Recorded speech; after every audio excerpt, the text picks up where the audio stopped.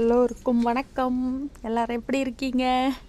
நேற்று நான் ஒரு வீடியோ போட்டேன். அது கொஞ்சம் லேட்டாக போட்டேன். நம்ம பார்த்தீங்களா என்னன்னு தெரியல. இந்த கீரை தெரியுதா?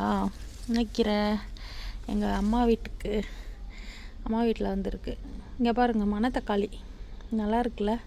இது அப்படியே சாப்பிடுவேனா, சூப்பராக இருக்கும். இதை கடையலாம். நேற்று தானே கிருத்திகை, அதனால் வடை பாயாசம். இன்றைக்கி எங்கள் வீட்டில் மணத்தக்காளி கீரை.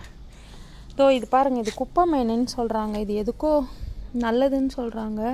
ஆனால் எனக்கு கசக்குமா, அது எப்படி இருக்கும்னு தெரில டேஸ்ட்டு.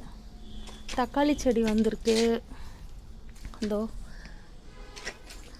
அப்புறம் இதை அறுத்துட்டு புளி போட்டு கடைஞ்சா நல்லாயிருக்கும்.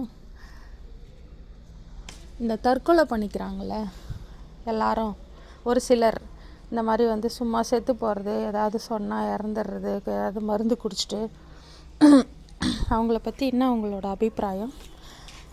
அதாவது அவங்க சொல்லுவாங்க, ஐயோ குழந்தைங்களையாவது பாரு, நீ இல்லைன்னா குழந்தைங்க என்ன பண்ணுவாங்க, அவங்க எதிர்காலம் என்ன ஆகும், அவங்க எப்படி வாழ்வாங்க, அப்படியெல்லாம் இல்லை. அவங்களுக்கு அவங்கவுங்க வாழ்ந்துப்பாங்க. அதெல்லாம் கடவுள் ஒருத்தர் இல்லைன்னா இன்னொருத்தர்னு இல்லை. ஆனால் நான் என்ன நினைக்கிறேன்னா, நம்மளோட இப்போ தற்கொலை பண்ணிக்கின்னு ஏதாவது ஒன்று ஆச்சு, இல்லை கை விழுந்துச்சு, கால் விழுந்துச்சு, இல்லை ஏதோ ஒரு பிரச்சனை வந்துச்சுன்னா நம்ம பார்த்துக்க வேணும்ல. பேரம் பேத்தி எடுக்கணும், அது பார்க்கணும், இது பார்க்கணும், அந்த மாதிரிலாம் ஒரு சிலர் சொல்லுவாங்க. ஆனால் என்ன கேட்டிங்கன்னா, நம்ம உயிரோடு இருக்கிறதுக்கு யாரும் நம்மளுக்கு எடுத்து செய்ய பாரமாக போகக்கூடாது.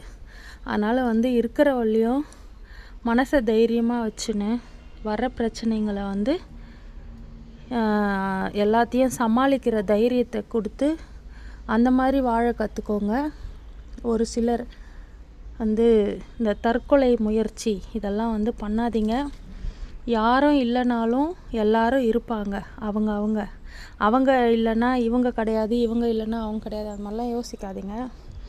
நம்மளுக்கு நம்ம உயிர் வேணும், நம்ம தன்னம்பிக்கையாக வாழணும், தைரியமாக வாழணுன்னா நம்மளுக்கு உயிர் முக்கியம். அதனால் எந்த பிரச்சனையாக இருந்தாலும் சமாளிக்க கற்றுக்கோங்க அப்படின்னு சொல்லி நன்றி சொல்லி விடை பெறுகிறேன். நன்றி, வணக்கம். இன்றைக்கி சமையல் போடுறேன். எல்லாருக்கும் வணக்கம்.